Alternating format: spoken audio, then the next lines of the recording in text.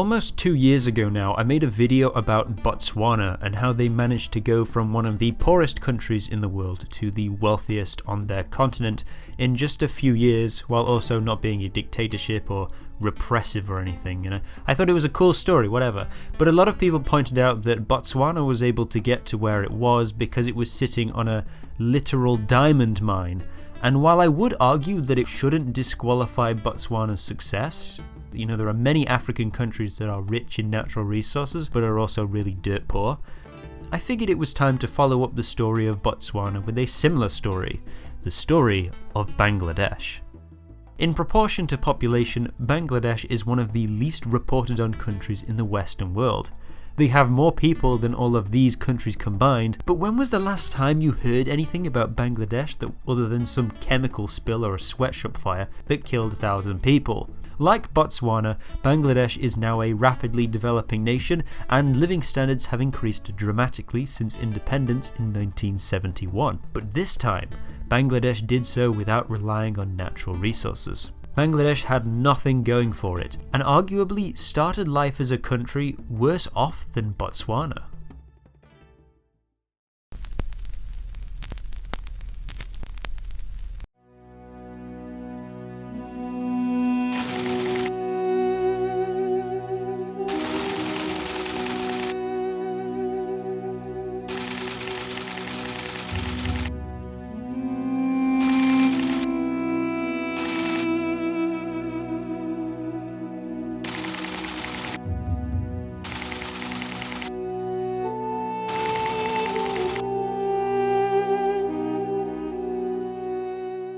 So, how did we get here? In the times of the British Raj, the whole region was governed as India, but split into many provinces among religious lines.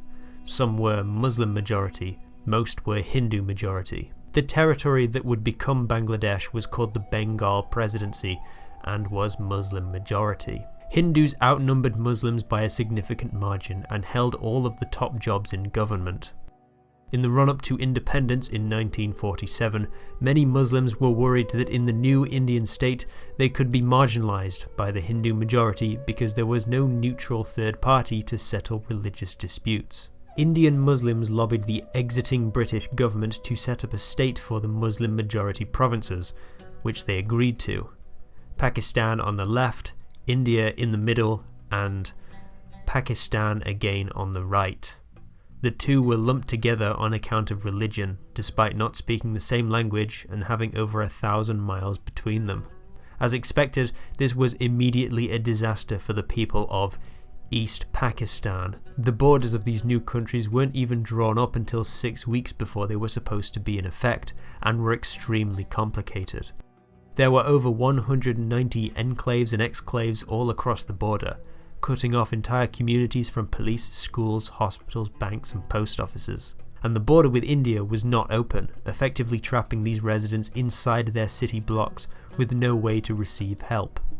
India was officially the successor state of the Raj, and therefore got all of its institutions, armed forces, courts and financial systems.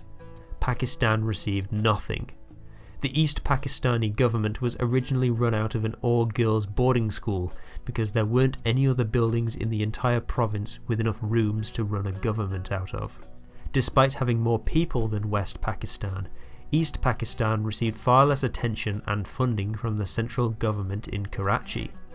West Pakistan's official language of Urdu was selected as the official language of the whole country, despite only 3% of East Pakistanis understanding the language. East Pakistan generally voted for the left-wing, secular, reformist Awami League. West Pakistan voted for the religious and right-wing Muslim League. Whenever an East Pakistani became Prime Minister, their government was dismantled by the West Pakistani political class at the earliest possible opportunity. And when 2 West Pakistanis executed a coup of the country in 1958, no region was more repressed than the East. But the trigger point didn't come from any of this. The straw that really broke the camel's back was the weather.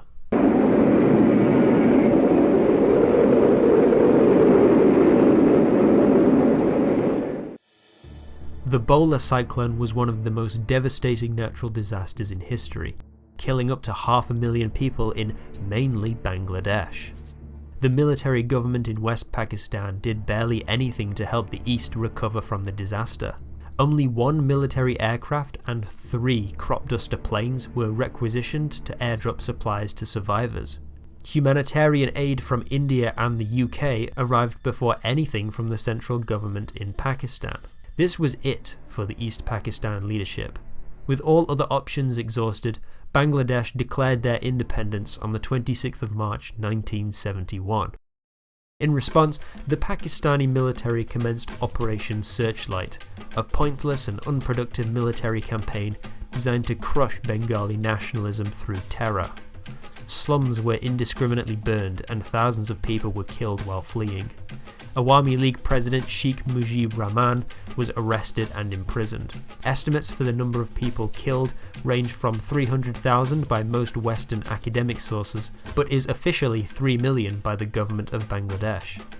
In Pakistan, the figure is 26,000. Eventually, in December of that year, the superior Indian military intervened on the side of Bangladesh, and within 2 weeks, Pakistan had surrendered. And so, on the 16th of December 1971, Bangladesh became an independent country. Sheikh Mujib was sworn in as the first president, and the conflict was over. To recap, the poorest region of British India became the poorest part of Pakistan and then was hit by the deadliest typhoon, a famine, 4 coups and a civil war. Henry Kissinger, who is unfortunately not dead yet, famously called it a basket case nation that is doomed to fail. And how wrong he was. Today, Bangladesh is unrecognisable from the poverty-stricken wasteland of the 1970s. 98% of people finish primary school. 96% are vaccinated against deadly diseases like diphtheria and tetanus. Life expectancy is now 72, up from 46. Poverty is down, infant mortality is down, malnutrition is down, mothers who die in childbirth, down, down, down. Speaking of mothers, nobody has benefited more from development than Bengali women. The percent of women who can read has quadrupled since the 70s. Women make up a majority of students, and better education means women are having fewer children and can take care of them properly. And the economy is doing pretty well too. Their economy is now growing faster than Pakistan, India or China. So, how did they do it? 50 years is a short period of time to make that much progress. Well, Bangladesh began a tried and tested method of getting rich quick. They make clothes. There is no secret, they make clothes. After food and shelter, the most important thing humans need is clothes. But unlike food and shelter, clothing is one of the easiest statements of wealth, fashion and personal identity. It's also very easily broken and needs replacing often. This puts fabric in high demand the world over, forever. When you realise this, a lot of history after the Industrial Revolution just clicks into place. Why did the British take over India? For cotton to make clothes. How did the Ottoman Empire modernise? Growing cotton in Egypt to make clothes. Why did the Confederacy need slaves? To pick cotton to make clothes. The USA's largest export at the time? You got it, textiles. In 1862, 2% of the entire world worked in the garment industry. Throughout history, developing industrial nations make clothing as a get-rich-quick scheme, and the same worked for Bangladesh. But because Bangladesh has no other major natural resources and only a very large labour pool, Bangladesh committed to it big time. In 2020, the top exports from Bangladesh were 45% knitted clothing, 42% non-knitted clothing, 2.4% shoes, 2.2% miscellaneous, clothes, 1.3% woven fabric, 1.2% fish. Half of Bangladesh's workforce are employed in the garment industry, and most of them are women. These garments are of course sold to the West. If you check your underwear, your jacket, your shirt or your jeans, all of them are probably made in Bangladesh. Or Myanmar, or Vietnam. I really can't overstate how easy it is for countries to get rich through making clothes. And the money that these factories make from Bangladesh stays in Bangladesh. 95% of garment factories are owned by Bengalis. People will always need clothes. The demand is always there, and Bengalis will always have a stable income. There is an obvious downside though, which I'm sure everyone is aware of. The conditions in these factories are appalling. They're nicknamed sweatshops for good reason. Cramped, overcrowded, and with temperatures hitting 45 Celsius, these are not fun places to be. Safety regulations can be non-existent, and so accidents are very common. Due to the lack of proper building codes, fire and electrical faults are two of the biggest killers, as there aren't enough fire exits, and when these factories go up in flames, they can kill hundreds if not thousands of people. The Buriganga River, which flows through the whole country and provides drinking water to millions of people, is used to dispose of industrial waste. So much so that the river is now pitch black. Workers must put in long hours of overtime in order to make ends meet, with some finishing work at 3 AM to begin work 4.5 hours later at 7:30 AM. There is no unemployment insurance. There is no maternity leave. There is no injury compensation.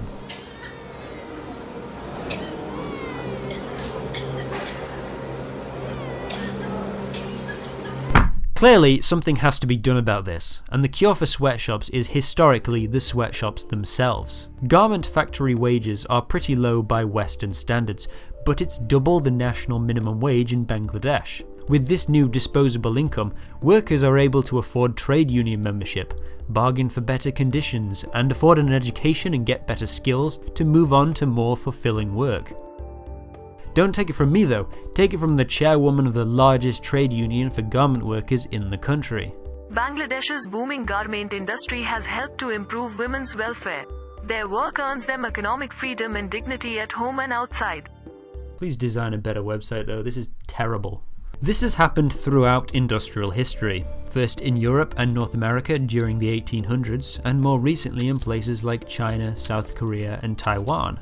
Now it's Bangladesh's turn to bite the bullet and head on the quest for modernity. But unlike before, Bangladesh isn't doing it alone. Trade agreements with the West can also force the Bengali government to improve labour standards, like this one between Bangladesh and the European Union in 2013. After the Rana Plaza factory disaster that same year, where over 1,000 workers were killed in a fire and building collapse, Western retailers strong-armed Bengali factory owners into letting independent safety supervisors into the factories to assess fire hazards and structural integrity.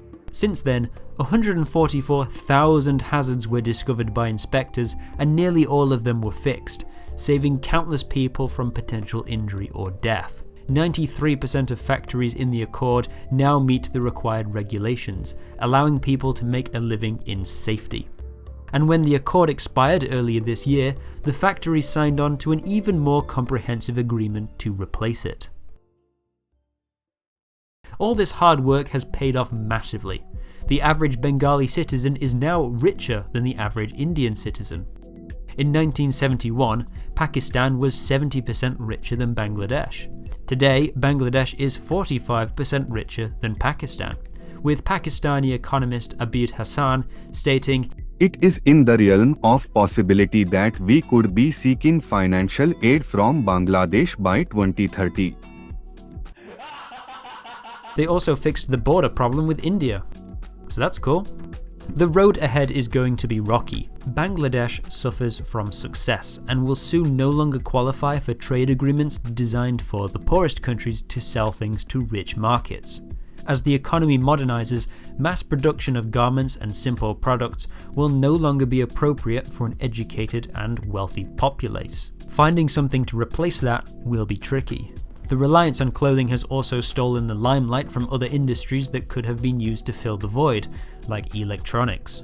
Climate change continues to pose a threat because much of the industry is built along the large rivers bisecting the country and along the coastal areas, as well as all that pollution we talked about earlier.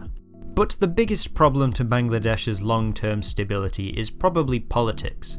Despite this increase in living standards, economic stability and strong growth, Bengali politics is absolutely insane. There isn't much ideological difference between the Awami League and their main rival, the Nationalist Party. Sure, they pay lip service to the economy or whatever, but these parties are mostly a vehicle for two women who hate each other to settle a personal dispute.